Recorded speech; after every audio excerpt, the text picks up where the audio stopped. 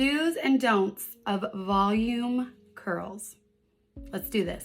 Start with your hair a little crazy. If you need to sleep with your hair wet or give it a little tease or spray some sea salt spray or texture spray in there to give it a little grit, that is the best place to start. Do not start with your hair completely sleek, flat ironed, silky, smooth. Obviously it depends on what look you're going for, but you can pretty much use any curling iron size for this. I'm gonna be using the Babyliss 1 1/4 inch curling iron. I want more of a loose body wave. You're gonna wanna take vertical sections, and you can take fairly large sections. You can also take varying sizes. I'm gonna start with my front piece, and the biggest thing to keep in mind is when you're doing your front pieces, curl them away from your face. When you start with crazy hair like me, you're probably gonna wanna run that heat all the way through the ends, although you can keep them straight, but that heat is gonna help seal the cuticle and smooth it out a little bit. You're gonna wanna start at the top, clamp down, curl, loosen it up a little bit, recurl, twist, and pull out. Those ends are probably the most important. If you're like me and when you apply heat to your hair, it flattens it and smooths it and silkens it out, that is why we're a little overcompensating today. So we're overcompensating by starting with a kind of a crazy base, and that heat is gonna go in and smooth it. But since we didn't start with the hair too smooth, it's not gonna over smooth it and flatten the hair. These little tiny things make all the difference if you have fine hair, especially if it wants to go flat all the time. I know it seems crazy and my hair seems really big right now, but if I didn't pay attention to this, I'd actually have really thin looking, my hair would just be like helmet head.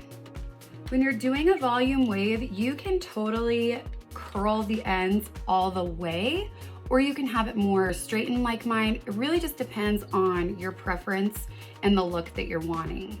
There's no right or wrong. Once you've got all of your pieces cooled, let's see, this is 1, 2, 3, 4, 5, 6, 7. 7 curls on this side. Once you've got it curled, let it cool.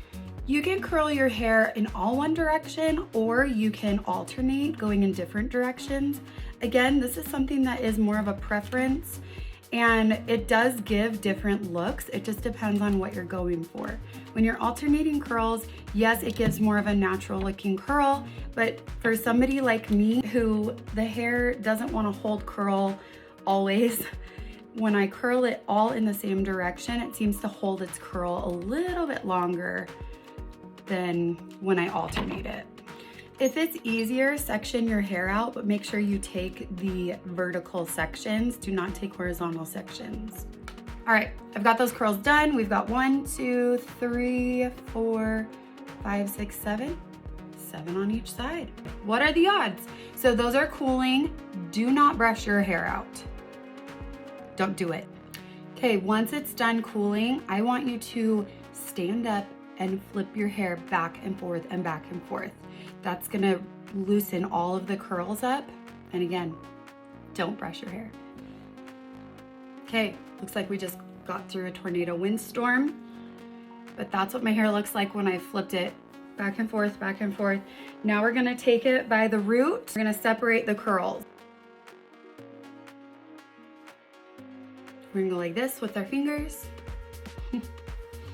Now, we're gonna spray with a texture spray. I'm gonna use a dry texture spray. This is from Jamie from Monat. I will tag her. Has to be a texture spray. If you're feeling like you need a little bit more gloss, just spray the tiniest bit of a gloss spray on your ends. That is it. But that's it, guys. I hope this was helpful. If it was, go ahead and share it. Share it with a friend, tag a friend, sprinkle me around the internet.